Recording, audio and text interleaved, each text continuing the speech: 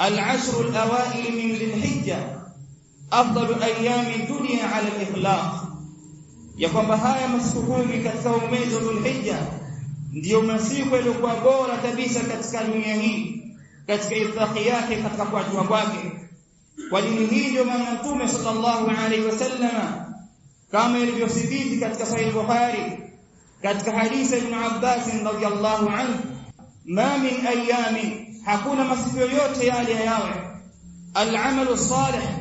ambayo matendo mema fihinna ndani yake, huwa matendo hayo ahabbu ila Allah, ni kupendeza zaidi mbele ya Allah subhanahu wa ta'ala min hadhihi al-ayyam,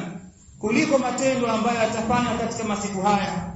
Wakasema masahaba kumuuliza Mtume sallallahu alayhi wasallam, wala al-jihad fi sabilillah, wala jihad kupigania katika dini ya Allah subhanahu wa ta'ala katika njia yake? Qala wala al-jihad fi sabilillah.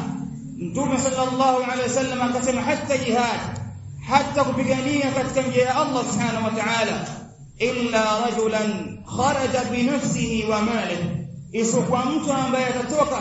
na nafsi yake na mali yake, thumma lam yarji' min dhalika bi shay'in, kisha asirejee na chochote katika hayo ambayo yatatoka nayo katika hiyo njia ya Allah subhanahu wa ta'ala katika vita.